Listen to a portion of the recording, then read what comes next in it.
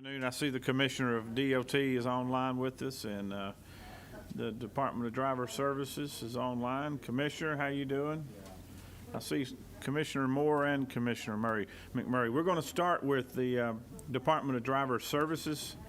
So, Commissioner Moore, would you say hello to the committee? There's 3 senators in the room at this time. Can we hear you? Are you doing the audio over there? Yeah, should be able to hear you. Commissioner, can you hear us? Apparently not. We got the waves off. I can see you, Mr. Chairman, but I can't hear you. Can you hear us now? Now I can hear you. All right, we're live. Mics are hot. Okay, welcome, and thank you for being with us this afternoon. You may begin your budget presentation. Thank you, Mr. Chairman. I certainly thank you and members of the committee for the opportunity to come before you and present this department's amended 2021 budget. Mr. Chairman, I apologize that I didn't get up to see you this fall like normal, but hopefully this coming fall, that opportunity will present itself. So I'm going to share my screen and hopefully you can see the slides that we're going to present today. And they're short. And I'll start by saying that just like I'm sure every agency, COVID-19 has impacted the Department of Driver Services very heavily. But nonetheless, there are certain things that I wanted to point out to the committee that's shown in this overview slide, just for you all's awareness. And the first one is, of course, Georgia still continues to lead the country in Real ID enrolled customers. 99% of our Georgian citizens are Real ID enrolled. That's 8.2 million people of our 8.29 million valid drivers. This is something that we've been very proud of around the state. Again, leading the nation in getting this done. As you might recall, before the pandemic, October 1st of 2020 would have been the deadline in which if you had domestic travel and you weren't Real ID compliant, you would not have been able to fly domestically. So Georgia is in a very good position when that is enacted to fulfill its requirements. Another point that I wanted to make for the committee is we still were able to see 2.4 million people face to face last year. And 1.7 million of those were after the declared emergency declaration for the pandemic. So a number of customers are coming in, getting their credentials, and we're certainly happy about that. That next bullet just speaks to also our increase in the number of people that are served online. And again, these are just some points I wanted to share with the committee. Getting specifically to our request, consistent with your tracking document on line 117.1, you will notice that the department has requested to replace 25 vehicles and purchase truck for our mobile issuance trailer. We were able to get a trailer that allows us to go out in emergency situations and perform issuance of events. We had a small version of it in the past that we deployed when the tornadoes hit down in South Georgia. In the department, like every other agency, we have foregone the opportunity to purchase vehicles and keep our fleet consistent with the number that we need. We have 144 vehicles in our fleet. And as you can see from the slide, 55% of them exceed the book value of the total cost of ownership, meaning those vehicles pretty much today are worth less than they should be as far as the operation of them. 19 of those have been surplused. So these are vehicles that are no longer in our fleet. They have been surplused. We have 8 that exceed the 135,000 mile limit. And then of course, we have 26% of the fleet that is more than 10 years old. I will note that the 665,000 line item is an increase from the governor's recommendation of 250 in the amount of $250,000. We're certainly appreciative of the governor's recommendation and certainly that of the House as well, to get the department in a position where we can begin to increase the number of these vehicles that are in the fleet that, quite frankly, provide for the safe travel of our employees. Many of them have to move from location to location to serve customers. So an example of that is where we operate 9 part-time centers. I'll give you an example of if you work in Dublin, we also have a center that is shared out of that location in Helena. So those vehicles are used to transport our staff across the organization in order to fill the needs of citizens around the state. The next line item for the committee's review is line 118.1, and it's to provide funds for chatbot technology. And I like to actually call it a voice bot technology in the amount of $600,000. If you'll note from what I'm showing on the screen is you'll see in 2020 the increased volume of calls that our contact center is receiving. We have 61 members, staff members who are slotted to be in the contact center, but we do have high turnover, like is many of the case for our lower level positions in our agency.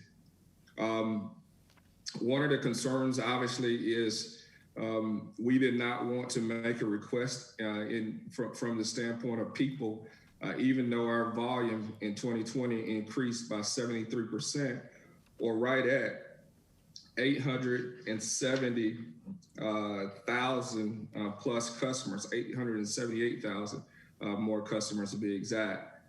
Our contact center agents, they are in a high call and high stress environment like most contact centers.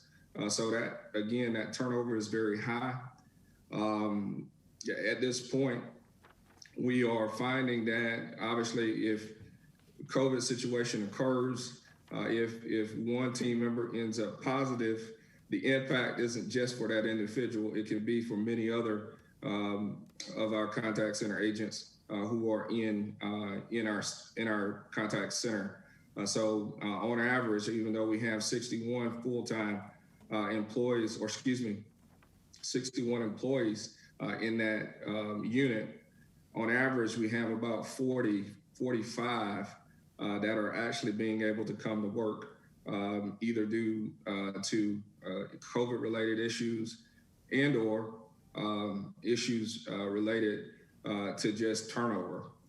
So what we're asking is to purchase, we have been in concert with the Georgia Technology Authority in an effort to purchase artificial intelligence, much like you would hear on Siri or Google or Alexa, the opportunity for voice, human-like voices to answer calls that are not complex in nature and don't need to be answered by our staff members. So, you know, even though we have almost a 73% increase in volume, we feel like this voice bot technology, which is not operational yet in Georgia state government, but has been used, as I understand, in other state agencies around the country.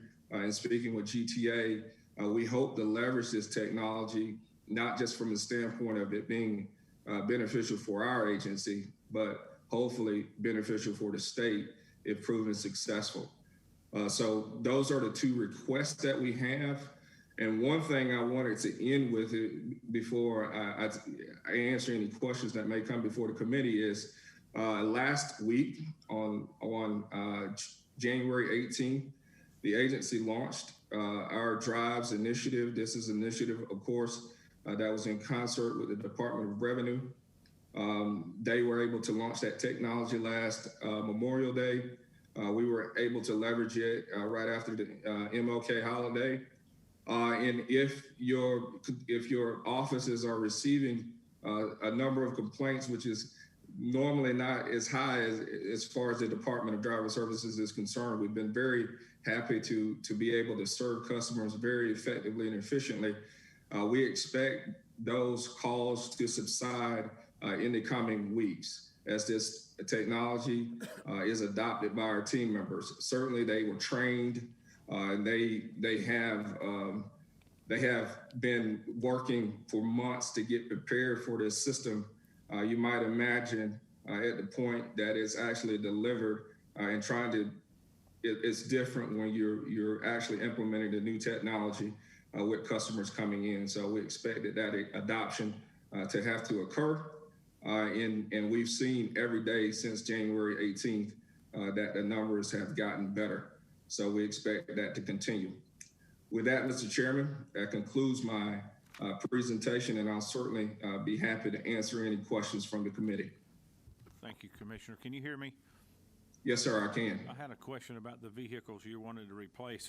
It shows, and I think you mentioned you've already surplus 19 of those vehicles. How are you operating without those 19 vehicles? Well, we were very fortunate, obviously, in the pandemic, in that the number of trips that we've taken, obviously trainings that normally would take place haven't taken place as much as they need to. And you might say, okay, virtual training is certainly an initiative that has increased since the COVID-19 pandemic, but our staff requires a lot of hands-on training. So these are staff members that are traveling from as far as Thomaston, Valdosta, of course, Blairsville, Blue Ridge, down to Conyers to get the appropriate training so that we can ensure that they perform the services that Georgians expect. So we've just been fortunate over the last year or so that COVID hadn't required us to travel as much as normal. Okay. Any questions from the committee? I see no questions. Thank you for your time today. Yes, sir. Thank you. Okay. If we can do anything to help, just let us know. We'll do it. Can you answer some calls from the Public Health Department? I wish I could. I've got enough for myself. Well, if that voice bot technology works out, we hope that, of course, the Department of Health can leverage that technology. Right. Good. All right. Thank you. Have a good day. Thank you, sir. Okay, Commissioner McMurray, are you with us? Hey, Commissioner. I am. Can you hear me? Yes, sir. How you doing? I'm doing well, Mr. Chairman. You want to begin your presentation? You have, I think we have 5 senators in the room now. So, Senator Ginn has joined us. All right, let me pull this presentation up, and hopefully you'll see it shortly on your screen. All right, can you see it? Oh, yeah. All right, well, thank you, Mr. Chair and members of the committee. I want to walk through today a few things, a little bit of a refresher from the Joint Appropriations Committee meeting.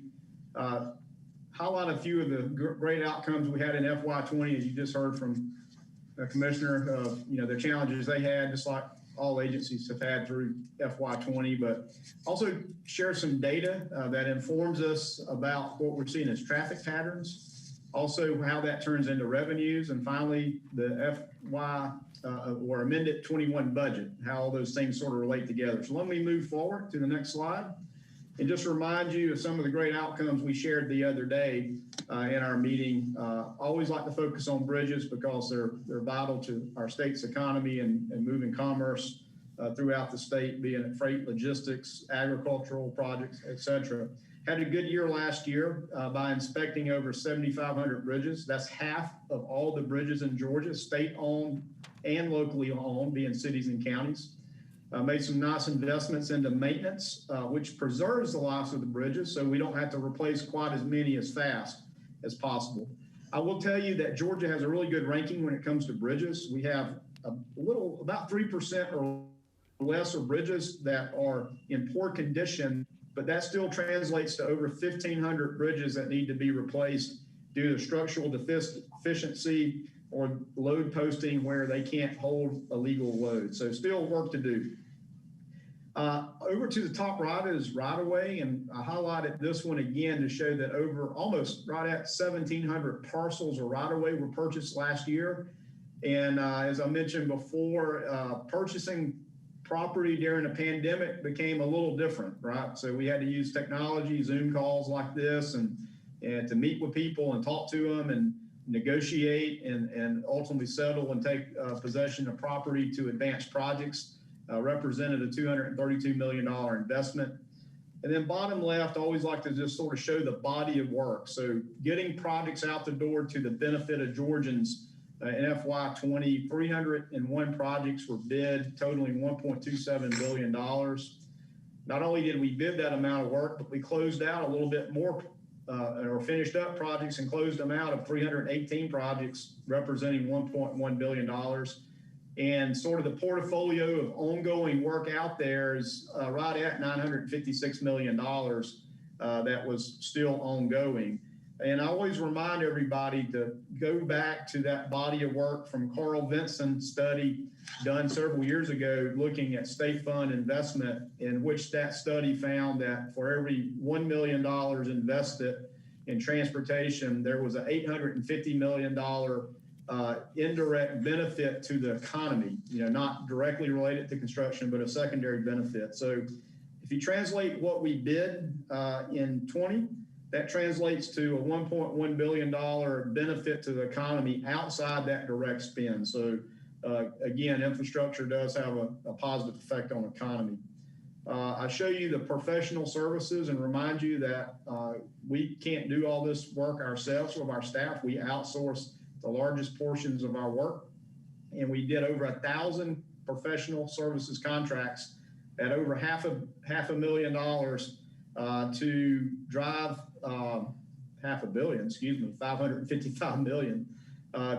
projects forward such that we can get them to construction, get them built so Georgians can benefit from them.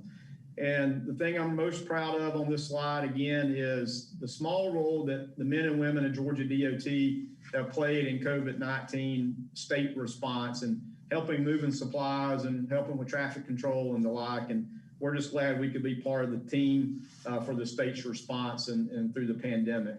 Well, all these outcomes don't just happen. It takes people. And I always like to show this slide. And I think there's a chairman here that told me back in 2015 is if HB 170 passed, he didn't want to see the head count of the department go up significantly. Well, I think we can demonstrate that here and show sort of where we are with head count at 3,664 as we closed out last calendar year. I remind everybody that, construction or transportation was identified as essential work or essential workers through COVID. So we had our heroes, our maintenance crews, our construction personnel, our lab and testing personnel, and all our operations people still working, even during the pandemic. While almost 43% of the department was able to telework, the balance of those kind of critical jobs were still in person. As we look at the calendar year, the department, Commissioner Moore just showed sort of some of their turnover stuff. We have a turnover rate of about 17%. Last year, we had 615 people separate from employment. So think about that as the grind of hiring people back and training and getting OJT. And I think you can see that's why some of our numbers are down a little bit as compared to previous years. But wow, so good people, it takes good people to get good outcomes. Let me move into now just, again, some information I think you might have found interesting, and you may have seen this before, but just to hit on it very quickly is traffic volume comparison this year and last year compared to the previous year, basically pre-pandemic. This chart has up the left side percentages.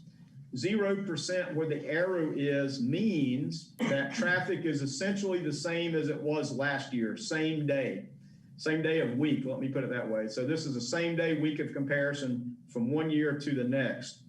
The dark blue line are rural state routes, and the light blue line is rural interstates. Across the bottom of the screen is the calendar starting in April. That's about April 12th. So that was, you know, what we were into the sort of the worst of the pandemic at that point when it started, all the way to January 3rd on the right side of your screen. And so you can see that somewhere about July or so, we started getting up and down pretty close to normal traffic. And really since last fall, on state routes and interstates, on average, traffic is pretty normal. It's you know, you have some peaks and some valleys in there, usually due to holidays. Those big spikes are due to holidays and weekends, but on average, it's pretty much leveled out.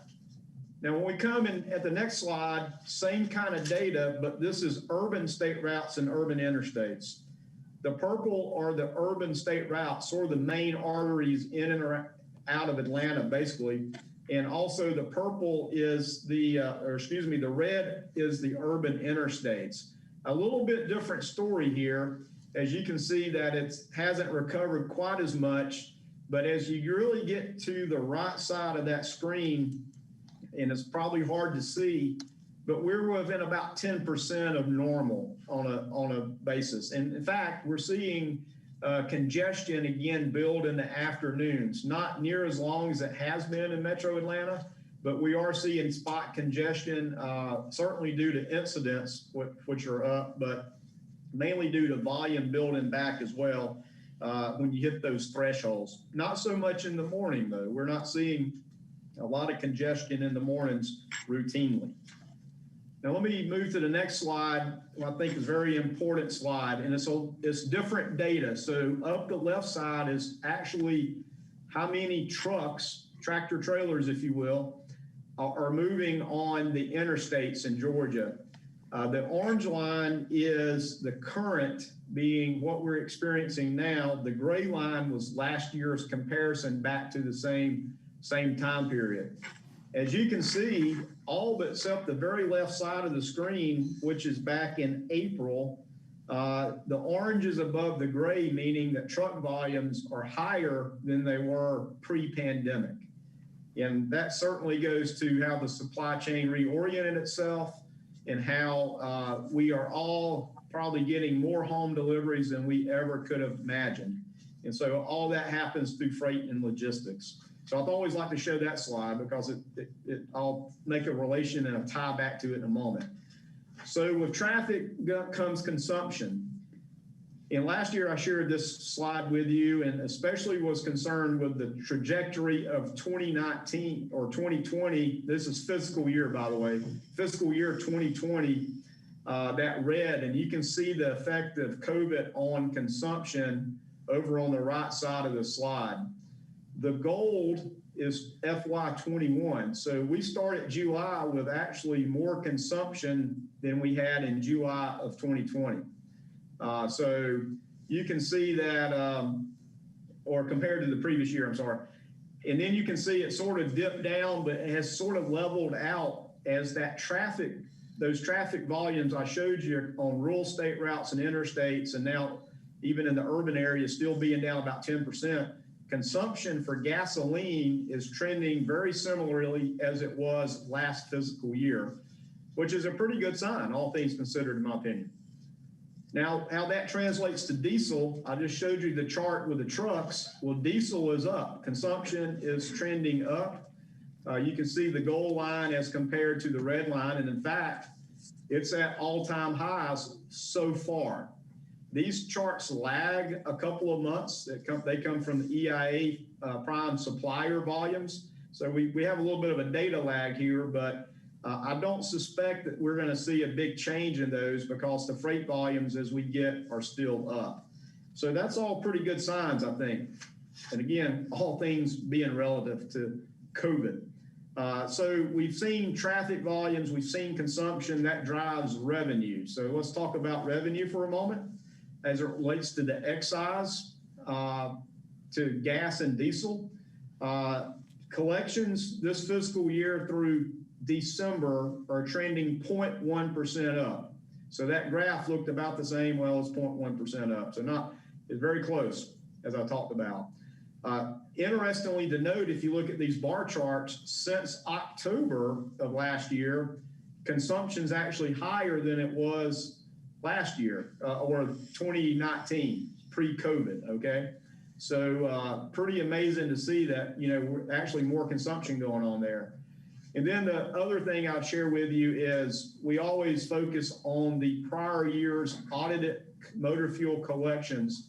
Back in FY20, the state accounting office audited amount was $1.933 billion in excise. And so that is what goes forward. What's collected and audited in one year is the number that informs the budget for the next year, or used in the budget, which would be budget year 21 or amended 21 that we're talking about now. Now let's talk about the other part of our revenues, which are the transportation fees. As you can imagine, hotel fees are down about 29% through December. That's actually better than I thought it might be, as Russell McMurray being an unofficial economist and not a transportation guy, but I would say that's pretty positive. We saw collections through December being $64.5 million. The projection through the end of the year is $82.3 million. And then on highway fees, they're actually trending up about 33%, at $15.2 million is the projection. So these bar charts are just sort of for a graphic way to show you what that data says. The blue bar chart there is the 2020 hotel fees. And then the orange is the FY21. So you can see the differences from, you know, pre-pandemic to pandemic hotel fees. And then obviously from January forward is just what's projected based on the budget recommendations. So you can sort of see what those look like. Now let me move away from revenue for a moment on the state side and just give you just a moment about the federal update as it relates to transportation. Having the FAST Act approved through the end of the federal fiscal year in September of this year is good. I remind you that about $1.6 billion of federal transportation dollars are utilized by the Georgia Department of Transportation. They come in at least 13 buckets, so you know there's a lot of nuances there in administering the federal dollars. Just in Congress before the end of the year, as they passed not only extending the FAST Act, there was the COVID relief funding, which gives states, DOTs, an additional amount of federal money. So on top of the FAST Act level, coming to Georgia is right at $320 million. 14% of that goes to our metropolitan, our 16 actually 4 or 5 metropolitan planning organizations, the ones over 200,000 in population. And the balance comes to GDOT, which is about $277 million. These dollars have a lot of flexibility that generally federal funds don't. They can be used for preventive maintenance and routine maintenance, operations, personnel costs, debt, and other things. They are 100% federal, so there's no federal match, and they are available to be utilized through 2024. There's still some things we're waiting on to understand actually how to utilize those dollars from federal highway. They've put out some guidance and information. We're still trying to work through that to understand those. And also in that COVID relief package was federal transit dollars as well. The biggest part of that, $34.5 million, about 33.5 goes to Metro Atlanta Transit. That would be i.e. MARTA through the ATL. And then there's a little bit for Athens and a little bit for the Chattanooga MPO area in Northwest Georgia. There was also dollars for the Federal Aviation Administration. We're trying to get those understood. Hopefully we'll have some more information by the 1st of the month. And again, probably the bulk of those will go to Hartsfield-Jackson International. And hopefully there's some residual that goes to our local airports and non-commercial airports as well. So we'll keep you posted as we see that information come forward. And let me just go back for a moment on the dollars, the roughly $277 million to the department. it's our goal and job to try to put those toward capital projects in a expedient manner to help drive forward projects that we would otherwise had deferred due to budget impacts due to COVID over the last couple of budget years and now looking into 2022 as well. All right, so let me transition very quickly and jump right into the amended budget.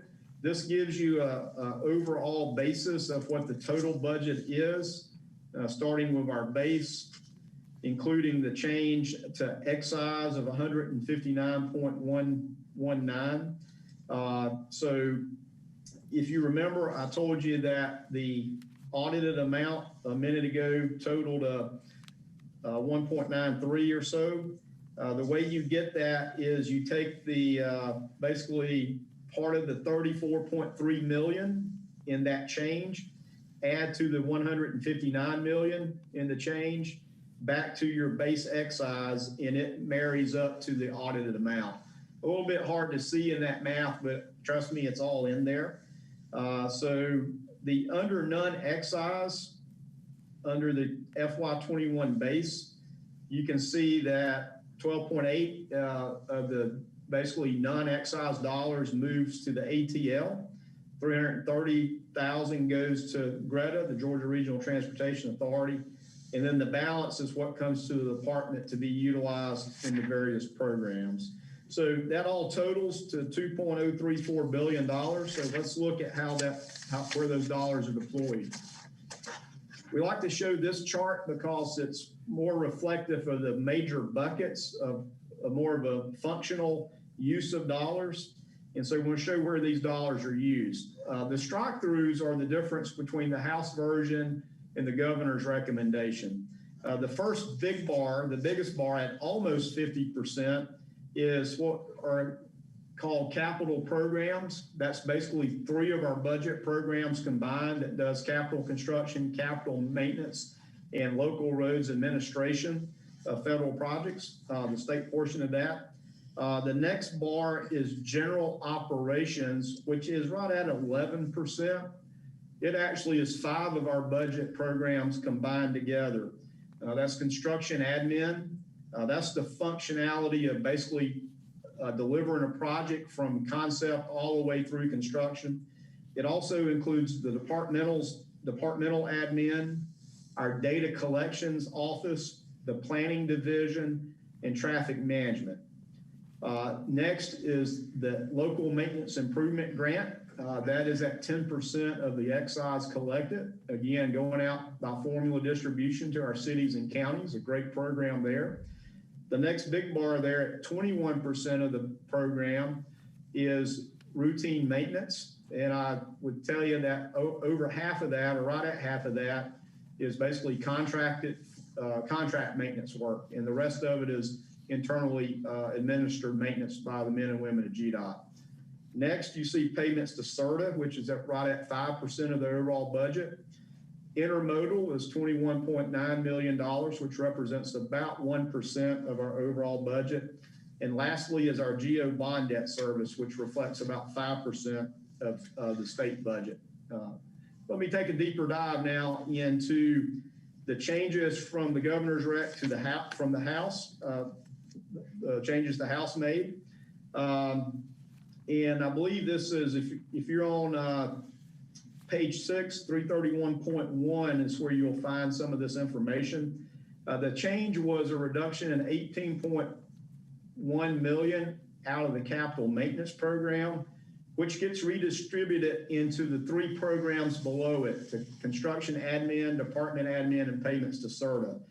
Now, let me just pause and just give you a little bit of comfort in that reduction of 18.17 in capital maintenance will be more than made up for with those COVID funds that we talked about earlier. So we're going to backfill those capital maintenance projects being resurfacing or rehabilitation and the like with some of the COVID dollars. Okay, so construction admin, as I mentioned a minute ago, is the function, when admin may not be the right definition, but it's the function of everything from the conceptualizing of a project all the way through the project management to when it's finished. So that's design, environmental, right-of-way, survey, geotechnical testing, and all those things. That's what's in there. So the change the House made is very favorable. It helps in restoring previous reductions that we experienced. In fact, the FY21 base is about $1.5 million lower than it was back in 2019. So this will help us as we talked about some of those staffing numbers earlier. Departmental admin was a change of add to $3.5 million. Exactly same. It's a favorable move to help restore the previous reductions experienced due to COVID. And just as reference, the 21 base is about $1.2 million than it was back from 2019. So this helps us get sort of back to where we need to be. And the last adjustment is a $9.17 million add to payments to Serta. And this has to do with an adjustment to debt service due to our Garvey bond sale that we held last year. And this trues up that debt payment. And I might add that in that Garvey bond sale, bonds were sold at 1.05%. So super favorable rates. That's really, really a good move for Georgia. All right, let's just very quickly show you where these dollars are distributed. And you can follow along on your track sheet if you want by budget program. And I'm not going to take a deep dive on this because we've talked through a few of them already, but the GO bond debt, there was a reduction in overall bond debt by about $6 million, $5.8 million.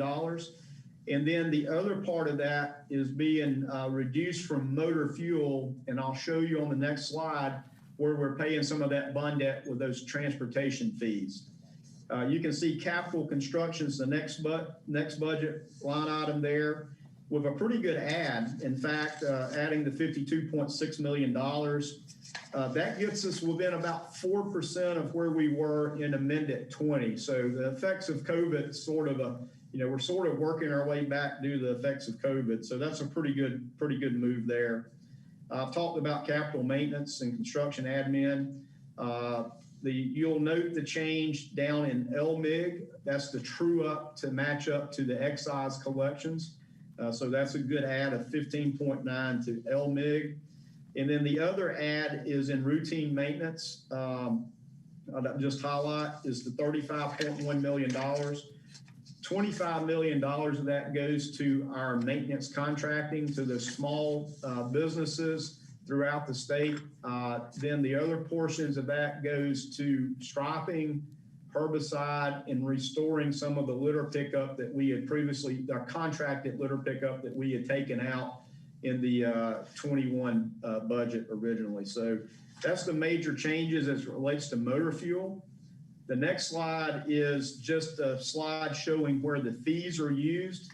And really the only change there, as you can see, is due to using fees, $34.3 million in fees to GO bond debt, as I mentioned before.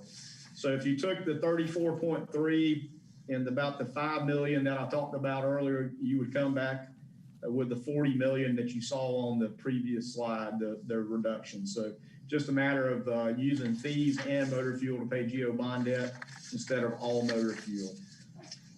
So, Mr. Chairman, a quick run through of Amendment 21. Be glad to entertain any questions, comments that you or the Appropriations Committee might have.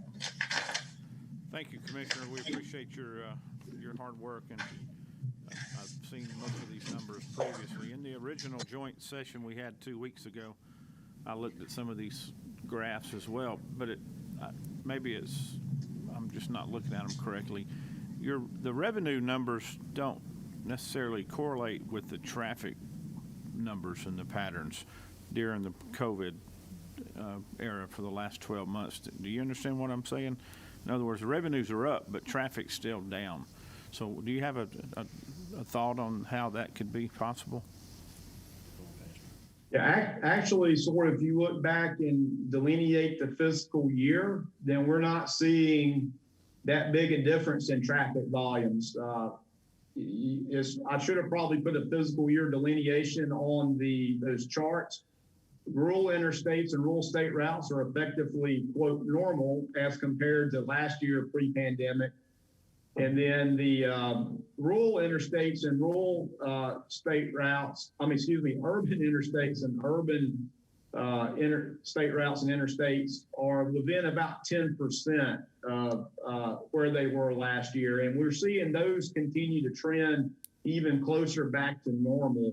And I think a lot of that's predicated on now many schools are getting back, in person, and more schools get back in person.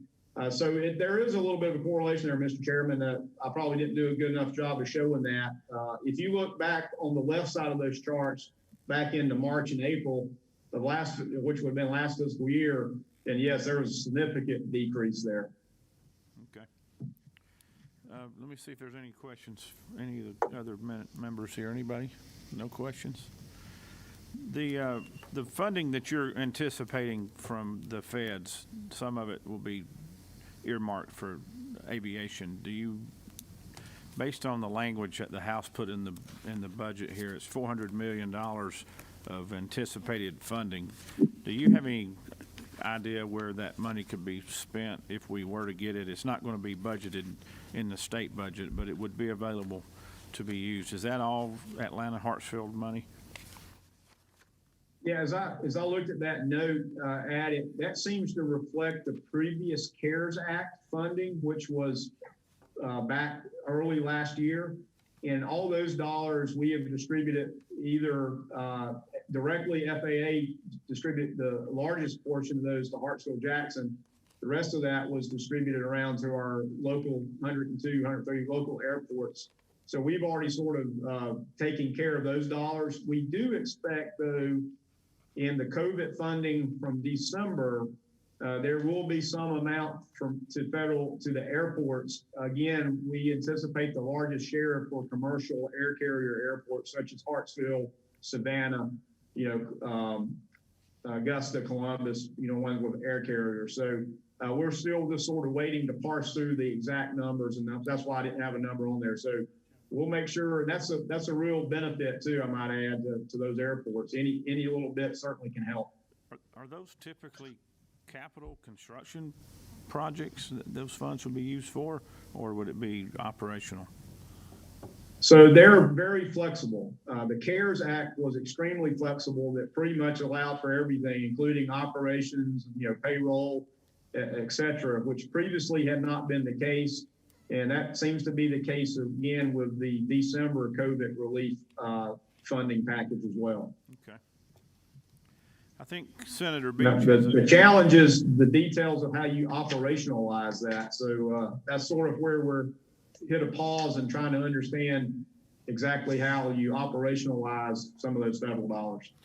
And one other comment, you and I have talked about this a little bit. If we get the additional federal funding, 200 million, whatever the number is, what's your thoughts on the fastest way to expedite that funding, whether it be bond payments or capital maintenance, construction?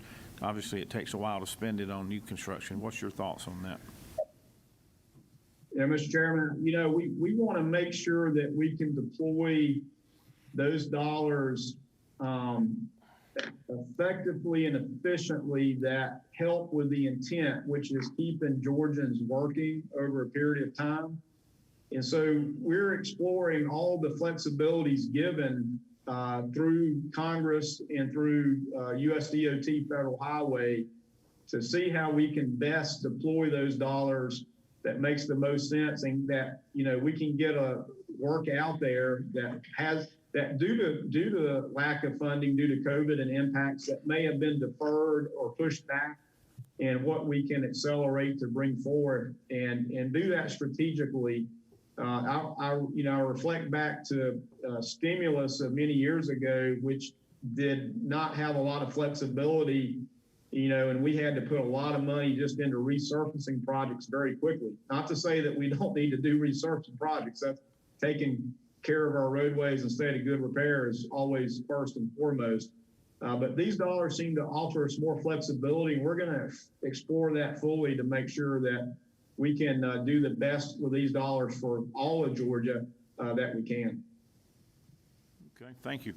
Senator Beach, you have a question? Yeah, I would just kind of follow up on Chairman Gooch's question about the $320 million of federal COVID funding. Is there any ability to streamline some of the federal regulations to get that money out and working quickly? Or is it treated like, even though it is all federal dollars, is it treated with all the federal regulations, or have they given you a little flexibility on that? We're trying to understand all those details. If it's just a federal project with a federal COVID dollar, it follows the federal processes, as our understanding. But we're trying to understand more of that and look for opportunities to make that as flexible as possible. Again, that way we can be more strategic in how we utilize those dollars. Thank you. Good deal. I don't see any other questions, and two of the members stepped out for a moment, but I believe that's all we have for today. I appreciate your time and patience trying to keep us up to speed on all this stuff, and let us know how we can help you over there. And thanks to all your employees. I did have one final question, and it's sort of a general question I've had for several other agencies. With the commercial real estate market the way it is in Atlanta, a lot of people are now working from home or remotely from other parts of the state. How much of a reduction in office space do you anticipate GDOT going forward? I know you had the operation over here on West Peachtree Street, but do you anticipate renegotiating your lease in the near future for less office space needs? Yes, Chairman, we do. I can't give you the exact number. We have actually enjoyed good success in teleworking. As I mentioned before, about 43% of our staff is teleworking by necessity now. We have gone through the exercise of identifying positions post-pandemic that can continue to telework, either partially or even full-time, in fact. And so we're working through that now. We're doing an analysis of our space and also how we rotate people in and out that do need to come in and out. It's one of the things I think not only GDOT, but industry and business as the whole has to face is how do we have knowledge sharing opportunities, institutional learning, OJT, if you will.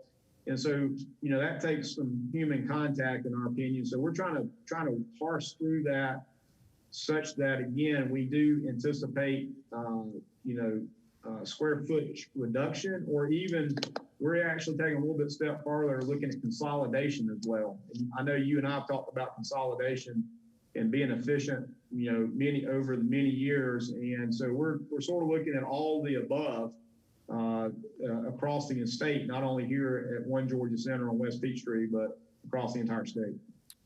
Good. All right. Well, thanks. We'll look forward to hearing more about that in the future. Thanks for all you do, and have a great weekend. Thank you. Thanks to everybody. Okay, next was, we'll have the Georgia Regional Transportation Authority and Serta and the ATL.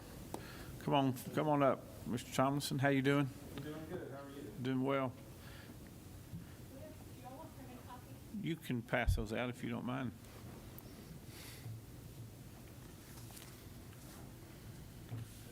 Good afternoon, Mr. Chairman. Good to be in front of you. Let me get this microphone turned on over here. Okay, try it now. Testing. Is that good? Well, good afternoon, Mr. Chairman, members of the committee. Again, for those who don't know me, I'm Chris Tomlinson, the Executive Director for both State Road and Tollway Authority, Georgia Regional Transportation Authority, and Atlanta Region Transit Link Authority. And today I'll be doing a combined presentation on the AFY 21 for all three. I'll also be sure to mention any places where adjustments were made by the House, and I think you'll find that the information that I present will complement nicely with the information from Commissioner Russell. If you take a look at the slide presentation, and does everyone have a copy now? Yes. If you go to the first slide, again, we represent three authorities with one focus is mobility. This slide outlines the main functions of each agency. Before getting into the specifics of the amended budget, I'd like to point out overall that all three budgets remain flat for AFY '21, so we have no requested changes for this amended budget. But that being said, I do have some specific information related to each that I want to share, as well as sharing some information as to the impact COVID has had on our agency operations. I'd like to start off by really just taking an opportunity to publicly acknowledge our frontline workers, the men and women who operate and clean our transit buses, as well as staff our walk-up center, who continue to fulfill their obligations and interactions with customers during this pandemic. Based on some of the questions you were just asking, there is one permanent change that we've made with our operations I want to point out. All of our customer service center representatives, the men and women who service both Peach Pass and Express calls, we have transitioned those positions to 100% working remotely. The exception to this is when staff has to come in for training or coaching. And we are in the midst of several training classes to get them up to speed on the system. But literally, those jobs now, if you don't have access to a decent internet connection, that's not a requirement in order to do those jobs, and that is working out very well. Quick question, do you anticipate that to be a permanent solution? Yes, it's a permanent solution. We are still maintaining some call center space in there because for the training, as Russell was saying, there's a certain level of human contact that's needed, socially distanced, but quote unquote, over the shoulder looking as they get used to the systems. But honestly, we're using it almost as incentive. Once you're up to speed and you can do the job effectively, it transitions to being a remote job, and they're coming in approximately once a month for coaching, tune-ups, if you will. With that, I'll actually go ahead and get into the governor's recommendations for AFY 2021, starting with the ATL budget.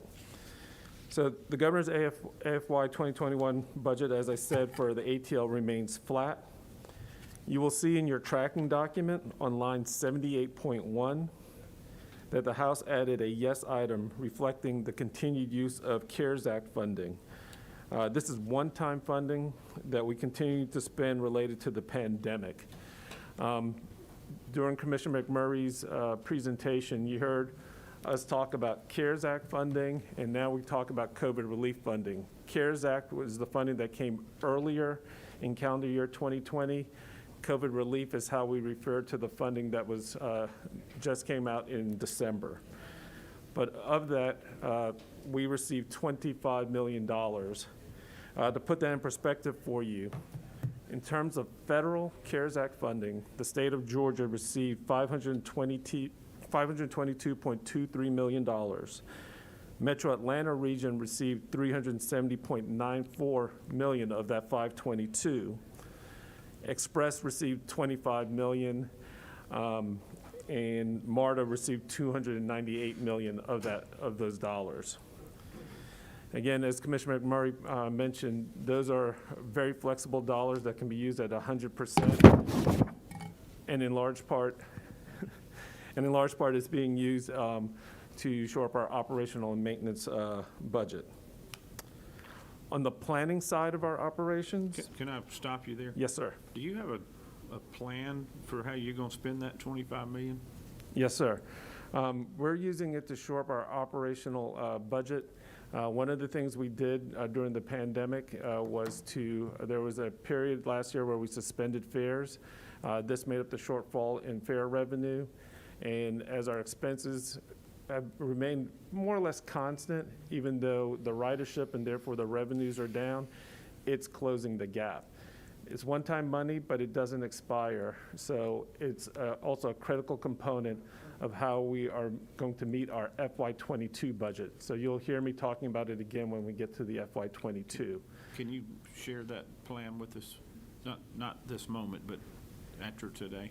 Yes, we can provide you information on the state appropriation and how we're closing the gap with the federal dollars. And you'll see our plan is to leverage this to close the gap to 22. Okay. By the time we get to 23, we believe that money will all but be exhausted. And so unless there's more federal money, we'll have an issue in 23. Thank you. The ATL, though, even though it runs express operations, we're really primarily focused on the planning side. And on the planning side of our operations, just wanted to point out that the ATL submitted its 2020 annual report and audit of transit services to both the House and Senate Transportation Committees. And this is a good overall compendium, not only to find out about the express service, but about any transit service in Metro Atlanta, if you want to understand their budgets, their size of their operations, et cetera. And we're happy to provide copies of that.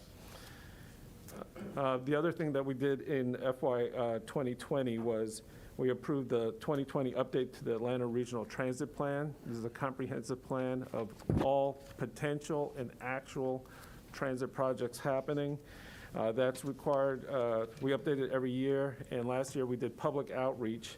Because of the pandemic, we moved most of that to a virtual platform, which quite honestly increased accessibility, but of course we still had in-person meetings for those that don't have online capabilities. And as a reminder, when you see this $12.8 million, which again was also referenced in DOT's budget, the bulk of that goes to the Express Transit Service. More specifically, $10.7 million of that 12.8 is for the express operations, and $2.1 million goes into the ATL's planning functions and operations. So I just wanted you to have that breakdown. In prior years, you would have seen that $10.7 million in the Greta budget, but per House Bill 930, that's moved over to the ATL. If you turn to the next slide, I wanted to just give you some highlights of some of the COVID-19 measures that we put in place related to Express. One of the things we did was we reduced bus capacity by 50%. We provided PPE to all operators and field staff. I mentioned already we suspended fares in 2020. We have since reinstituted fares as of last August. But we also have implemented a contactless payment system. Essentially now we have an option where people can use their mobile phone to buy their fare media, thus reducing interactions both on the bus or to get their fares. We're also continuing to explore additional technology and solutions.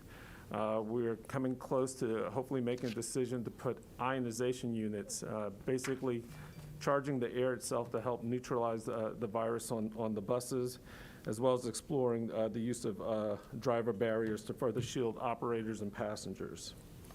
So just wanted you to understand some of the things that we're using, both the federal money that's in addition to just going to what I would consider normal operations and maintenance. All right. At this point, I will move on to the Greta budget. So again, the governor's AFY 2021 recommendation for Greta is also flat. That's the $330,465. After the express transfer to ATL, the responsibilities remaining with Greta include approval of the TIP, that is the Metro Region's 6-year fiscally constrained transportation plan, reviewing developments of regional impact, and air quality reporting. And what you'll see in your tracking document on line 80.99 was just a new restatement of the purpose of Greta, reflecting that it's no longer in the transit operations business. I just wanted this committee to know with that change, the Greta board has gone down to quarterly meetings, and that also is a function of helping it live within that overall budget of $330,000. Moving on to the next slide, which is the Serta budget. Again, that remains flat. However, you will see in line 341.1 of your tracking document that the House made an adjustment to provide $9,178,864 in additional funds for debt service as a result of the Garvey sale in December 2020. And Russell already stole my thunder, but a very successful sale and an interest rate of 1.05%. I wish I could get that on my house. So, but needless to say, both we and the department support this adjustment to reflect that change in the debt service. Talking a little bit about Serta, I can't talk about Serta without talking about Peach Pass, of course. And I thought your committee would be interested in understanding the impact of COVID and the pandemic on both traffic and revenue. So at the start of the pandemic, so around the March-April timeframe, express lane usage had dropped to approximately 21% of normal levels.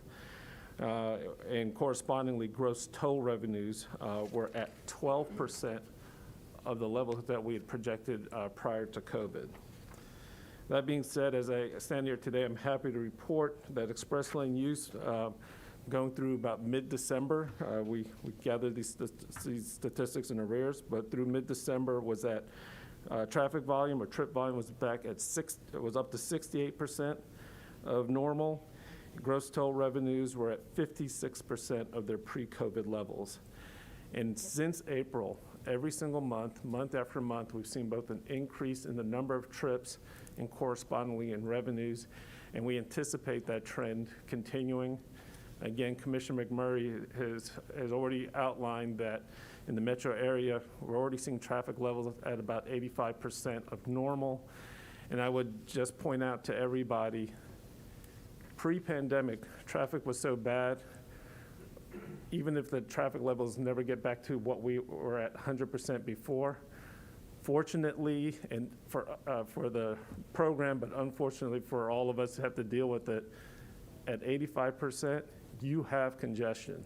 So as Russell said, it starts later, it ends sooner, but there is a very intense period, and we're especially seeing it increase in the afternoons. The mix of traffic is different. Got a quick question from Senator Mullis. Thank you, Chris, for all you do, and I do have some information on mine. My account was hacked, so they need my new information so the Billy can start again. But what I'm saying, the express lanes are amazing still. And what is your plan for expansion in the future? Because I hope, even though I like the northern track, but the southern track is probably shorter than it should be. It needs to be expanded, probably all the way to Macon eventually. Do you agree with that? See a thumbs up. So the near-term plans are additional expansion of express lanes to the upper half of 285 and on 400. Long-term, though, there are plans both south, east, and west. GDOT has in their long-range plan an extension of the existing 75 south lane. This is on the northern side, though, going from where it begins in the Clayton County up to 285. But I have heard about interest of us going further south, trying to approach closer down to I-16 and Yeah, I 75. would think, Mr. Chairman, I would think that from the 285 part all the way down to Macon probably would be a good venture because it's a little shorter there, and there's always a major traffic problem from Atlanta to Macon or vice versa. I'll talk about that with our partners at DOT, and of course, in that same segment, there is a plan to do the truck-only lanes. No toll on those, but That helps. but that'll help segregate some of the traffic, and the plan for those lanes runs essentially from 16 and 75 up to right before the southern point of the existing lane, so it'll help in that corridor. Thank you. Thank you for all your folks do. Thank you. Great job. Thanks. Since you were asking also about the expansion, there are some other things that we're doing. We have entered into an agreement with Hartsfield-Jackson, and later on this year, when they open their newest parking deck, you'll be able to use your Peach Pass to just drive into that deck, park. When you return from your trip, drive out. You'll never have to pull a ticket, never present a credit card. You'll see the activity on the account. This is not only a convenience factor, but it's going to help us for the future toll projects because it gives people another reason to have the accounts. As I stand up here today, we have over 1 million vehicles in the state of Georgia that have active Peach Pass accounts.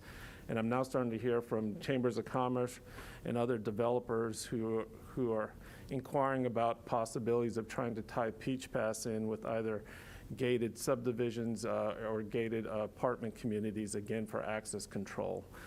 So there's some things coming in the works with that. How often are you looking at your pro formas on your bond payments based on your drop of revenue? I mean, it's coming back, but it's still at 56%. all the time. No, we look at it a lot, and when we come back in front of your committee on FY22, we have some specific proposals that are including the governor's recommendation to refinance the existing toll revenue debt, as well as to sell bonds to generate new money to go into the system expansion. And we guarantee that through motor fuel, do we not? Today, but under this plan, it'd be a guaranteed revenue bond, so the full faith and credit of the state would be involved to drive down the rate. But we have a plan that would use nothing but toll revenue to repay that debt, take advantage of these low interest rates, and eliminate the GDOT backstop that many of you have seen previously. It's known as the 10 for 10 program, where they were appropriating money through GDOT. This plan would actually eliminate that. Good. At a high level, to your question, we've been watching everything that's been happening in the trends, and the market's actually very bullish on the entire state express lane program, and is eager to see this debt. And we're very confident in the future. But you'll see when I talk to you about the 22 budget, I'm confident we've been extremely conservative in our projections, and it'll be a very safe approach. Okay, thank you. The other thing that Serta does, and if you turn to the next slide, this is on the infrastructure bank. Many of you are very familiar. Senator Beach has been a big proponent of this program, as have many of you. But we do more than tolling. So approximately $9.8 million of the payments to Serta is in the base, and it goes to the infrastructure bank program. This is a program that's been doing grants and awards since 2010. It's over the past 10 years, over $150 million has been awarded in the form of grants and loans, which has enabled projects coming close to approaching $1 billion to move forward. The map that's in your packet shows the location of all the awards over the 7 rounds that we've had, and we're currently evaluating round 8, which is our first ever loan-only round. So we're hoping to bring the recommendations on that round to the Serta board in February. So this concludes my presentation. Happy to answer any questions. And of course, I'm looking forward to talking to you about the 22 budget when we get to that, because that's where there's some significant changes. Are any of Senator Beach's GTIB loans in default? None of them, and they have also one of the best track records in performing. One of the things that we've joked about is, don't invite us to the groundbreakings, invite us to the ribbon cuttings, because they get the projects done that quick. And no, he did not pay me to say that. He's good. Yeah. All right, we have a question from Senator Ginn. Chris, appreciate your presentation, appreciate you being here, but in honor of your son, it's a bulldog. Can you give me a Go Dogs? Go Dogs. There you go. All right. That's where all my money's going. Any other questions? Okay, well, thank you for what you do, and for all your employees. We appreciate their service to the state as well. Thank you, Mr. Chairman. I appreciate it. All right, see you soon. Okay. I think Senator Beach or Senator Mullis has a project for you. All right, next we'll have the Governor's Office of Highway Safety. They're coming in. All right, come on up, Director Poole. I started to call you Dr. Poole. You look like a doctor. Listen, I'll take it any way I can. How about Commissioner? You used to go by that too, didn't you? I still wear that hat too. Everybody doing well? I see you brought the powerful mayor of Cleveland, Georgia with you. Yes, sir. Oh, good. You may begin. Well, yes, sir. Thank you, Mr. Chairman and committee members, for allowing me to come before you today. I appreciate this opportunity. First of all, I want to acknowledge a couple of my people that I brought with me today. The Director of Driver's Ed, Mr. Josh Turner. My Deputy Director, Mr. Jimmy Sumner. The Governor's Office of Highway Safety, Mr. Senator, we have about 28 people. But because of what we do for the state of Georgia, it's imperative that we work hard and maintain this dedicated workforce. I have two topics that I want to bring to your attention today, and the track sheet lists us at section 30, so you can follow along with me there. The first, I'd like to address the budget cuts that occurred last year when the fiscal budget 21 originally passed, and the clarification of the governor of highway safety we received. We understand and we respect the 10% budget that the Governor Kemp made last year. However, the Governor's Office of Highway Safety, we actually received a 18.3% cut, which the Governor had asked for a 10% cut, as the budget was presented last year. In the Conference Committee budget, Joshua Law Drivers Training Fund fully restored without the 10% budget cuts. So the Office of Highway Safety, we actually received more than an 18% cut when the rest of the state agencies had fulfilled their obligation, which they had a 10% cut. To further explain the highway safety budget, the original budget for highway safety was a little over $631,000. The driver's education, which is appropriate each year from the surcharges of traffic citations, was about 2.9.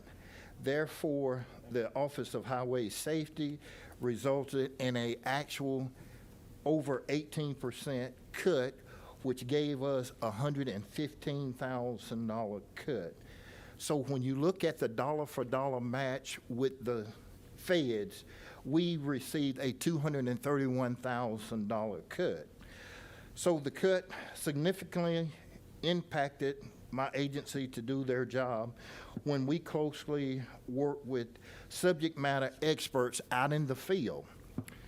We worked with law enforcement, car seat technicians, schools, educators, and other state agencies, and we had eliminated our travel because of the COVID-19 impact. And secondly, I want to just briefly talk about the current cuts of the 2021 budget, and there when we pick up line 251, section 39. The driver's ed, they receive 1.5% surcharge on each traffic citation, and that brings them to a total revenue budget of about $2.9 million. That $2.9 million, because of the cuts that we're receiving, it has impacted us to reduce our scholarships. Mr. Chairman, more than 528 driver's education scholarship, which each scholarship is around $500 per scholarship. We have the data, and we just received the data that will be forthcoming to be put out to the public, where we have analyzed the impact of driver services, which will show that if you train young people at an earlier age, they will be better drivers and they would be least impactful on the highways of this state. So there again, because the driver's education budget, which is the 2.9, and you add the $611,000 for the Office of Highway Safety, they combined those two agencies, which gave us that 18% cut. So we're asking you all to consider restoring that $264,000 so that we won't be impacted with 528 fewer scholarships, and the $63,000 from the highway safety budget, so that we can continue to service the citizens of this state. Now, Mr. Chairman, I will entertain at this time, I will defer to Josh and Jimmy to help explain for a deeper dive. But basically, that's the overview of what we're asking you all to consider. Okay. Let's see if there's any questions from anyone. I don't see any. Did Josh Turner sing? I think he could. Would you like to hear him sing? I bet he's never heard that joke. I don't see any questions. Well, good to see you, Senator. Well, listen, thank you so much. And Mr. Chairman, if you have any questions, please feel free to let me know, and we'll be available. Thank you. We appreciate it. Thank you all. Thanks for coming all the way down here today. All right. I believe that concludes our hearings on the budget. Did I miss In anything? very detailed, Mr. Chairman, let me say. Well, we couldn't have done it without you. Sir, Could I get a little crush and run in my district? is that a motion? We do have another bill we want to take up, and I see the senator from Ocilla has patiently waited for this opportunity. This bill was first read this week and brought to us by Senator Harper. It's SR 26, which is a constitutional amendment dealing with debt and airport construction. So, Senator Harper, would you like to discuss your resolution? I'd like to do that, Mr. Chairman, but I will be very brief. I don't want to keep y'all from getting home on this great Friday afternoon. Yeah, we don't have a jet to fly home on. Well, I'm just trying to make sure you get some money to fund your airport so you can land one up there, Mr. Chairman. We would like that. I understand. SR 26 is identical to the bill that the Senate passed out last year before we all exited the Capitol to go home for COVID, and due to the short session when we returned and the focus on the budget, we didn't move it anywhere in the House, so we're back with it this year to try again. But simply, it would add language to the Constitution to allow us, if we so decide as a General Assembly, to take on bonded debt to fund airport projects across the state. The language, I think, is pretty clear in the legislation, and that's what it does, Mr. Chairman, and it would help address the outstanding needs we have in regards to our airport infrastructure that's out there. And obviously, this would always be subject to appropriations. It just would be like any subject other to bonds. appropriations, that's correct. That's right. And I noticed the language excludes airports with less than 750,000. With more than More than 750. excludes, well, it includes only Yeah, airports. yeah, with it less. would include Got only it. airports with less than that many And we only landings. have one of those in the state. That's correct. Right. And they receive a lot of funding, Mr. Chairman. Right. Okay. But this debt would go toward our debt. It limit. would, yes, it would, but again, it's subject to appropriations, and I think y'all have heard me talk about this for at least the last 7 years, if not my entire 8-year career here, this being year 9. I'm adamant of making sure that we put enough funding in the budget for airport projects, and this idea was actually brought to me by our former appropriations chairman and our late friend, Senator Jack Hill, and that's where the idea come from, so I appreciated his insight in this, and I think this is just a step in the right direction to help us move the ball forward. Isn't it true that a lot of big projects, if we had to fund a $20 million expansion, it would have to come straight out of the general Right now, the appropriations? way it is done, it would have to be paid for by cash. Right. And we heard bond rates of 1 and 1.5%. That's right. earlier, so- Low so it bond makes- rates. Makes sense to bond big projects like that. Yes, sir. Senator Beach, do you have a question? Well, I just got a comment, and I want to thank Senator Harper for bringing this back. We passed this out of the Transportation Committee last year. This is good. I can tell you the general aviation airports are economic development engines for these counties. I know up in Cherokee and Ball Ground in my district, that airport is an economic tool in our toolbox as we grow. And I think, as we did the Freight and Logistics Commission meeting, you saw e-commerce is not going away, and I think there's going to be an opportunity for some of these smaller airports to play a role in e-commerce and have some landings for some freight due to Amazon and so on continuing to grow. So I would just say this is a good bill, and if the time's right, if there's no other questions, I would like to make a motion do pass Senate Resolution 26. Second. We have a motion from Senator Beach and a second from the great senator from Northwest Georgia.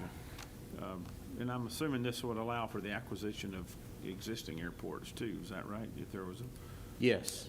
If it would allow for any expenditure in regards to airports Okay. period. Most of these airports are owned by counties, cities, municipalities, Or, or authorities. or an authority, that's Right, correct. so it's not, Yep. we're not getting into the state airport business. No, sir. These are instruments to This help is, local this is, that's governments. correct. It's an instrument to help local governments, but it's an instrument to help pay for the state's share of the project. There Right. still will be a local match. Still require the local. It still have a requires the federal local match, but this would help cover the state share.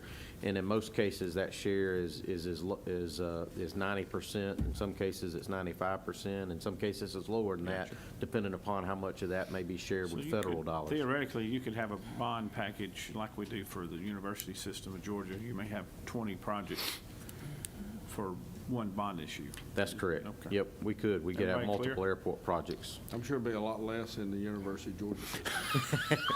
Yeah. I'll tell you what, Let's Mr. hope. Chairman, Let's if hope. you, if in the future, if hope. we want to shift the amount of money we spend on that into airports, I think that would solidify our problem in the airport world for many, many years. You keep talking, the university system will be over here. Yeah, they They'll will. want to testify. All right, so we have a motion and second. Any other discussion? All in favor indicate by saying aye. Aye. Any opposed? The ayes have it. Good deal. We're done. We're adjourned. Thank you all. Thank you, Mr. Chairman. If you have any recommendations on changes for today's presentations, get them to me by Monday morning. We'll have to submit this Monday afternoon at the latest, 5 o'clock. Is that the deadline? I recommend, we need to